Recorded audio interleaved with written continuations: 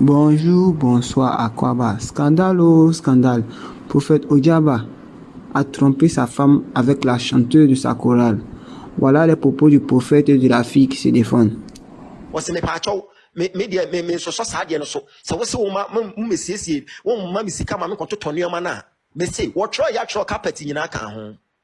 Center table air condition kwa wa listed too wɔso de baako bɔ ne room a wɔso ɔbɛwɔ ntaafo nti wɔde baako bɔ ne room ha no de baako akɔbɔ nani no nso room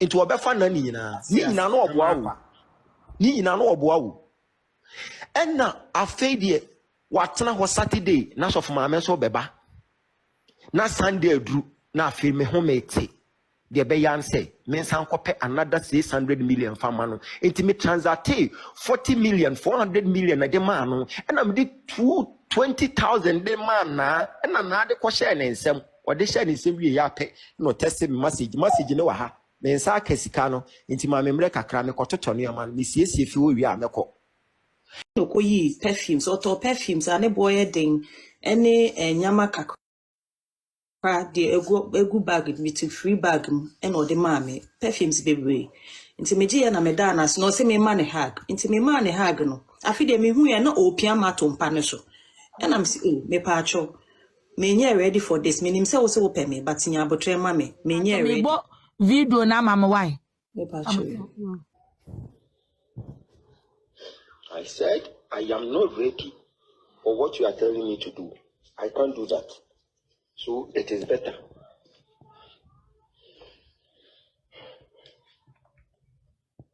I can't do that.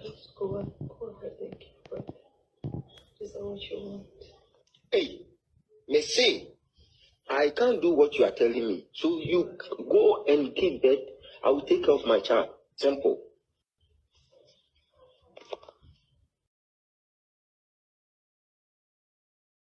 Bonjour, bonsoir. Nouvelle du pays, Akwaba.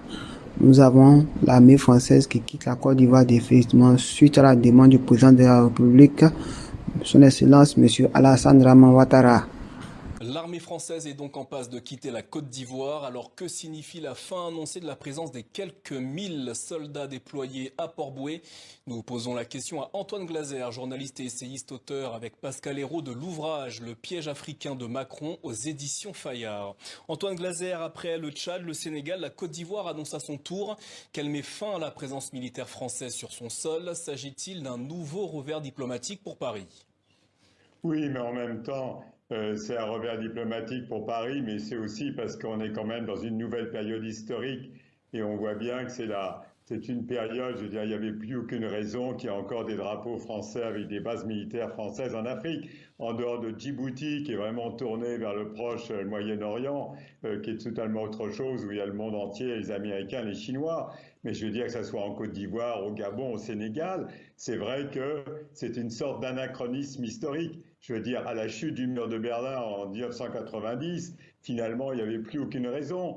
Pendant 30 ans, de 60 à la chute du mur de Berlin, la France, au nom de la lutte contre l'Union soviétique, continuait à avoir une sorte de présence, mais c'était vraiment une sorte de rente politique et économique qui n'avait plus lieu d'être. Donc, encore une fois, c'est une sorte d'anachronisme historique qui s'est fait malheureusement dans les pays comme le Mali, Burkina Faso, le Niger. La France s'est vraiment fait virer. Là, maintenant, il y a une anticipation de la Côte d'Ivoire avec, bien sûr, l'accord de Paris. Mais on voit que c'est la fin d'une période historique qui a traîné. La France a continué trop Antoine longtemps. Glaser, pourtant une réarticulation de la présence militaire française en Afrique avait été annoncée, notamment par Jean-Marie Bockel, l'envoyé personnel d'Emmanuel Macron en Afrique.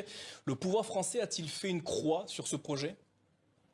C'est-à-dire, on voit bien que la France s'est fait bousculer en Afrique. Elle se fait bousculer par ses partenaires africains d'une façon plutôt rapide dans des pays comme le Mali, le Burkina, le Niger, d'une façon aussi extrêmement violente au Tchad, parce que le Tchad était vraiment le bastion. C'est là, au moment de la colonisation, les militaires français étaient là depuis quasiment 1900. Alors, les bases ont installé en 1940. Donc, c'était au cœur de l'Afrique. C'était retour sur les côtes, mais même sur les côtes, on voit bien qu'en Côte d'Ivoire, à quelques mois d'une nouvelle élection présidentielle, on voit qu'il y a une accélération finalement de prise de distance même du président Alassane Ouattara, qui est quand même jusqu'à présent très proche de Paris. On voit qu'il y a une accélération avec bien sûr débaptisé le 43e BIMA, qui était le bataillon de l'infanterie de marine, nommé finalement, ça s'appellera Ouattara Thomas Daquin, qui est le premier chef d'état-major de l'armée ivoirienne.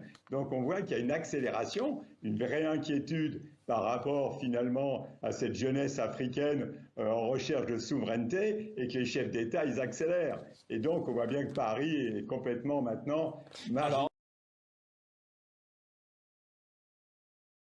Bonjour, bonsoir. Incroyable, mais vrai. City a été malmené 5-1 par Arsenal. Non, c'était un match à voir. Avec le but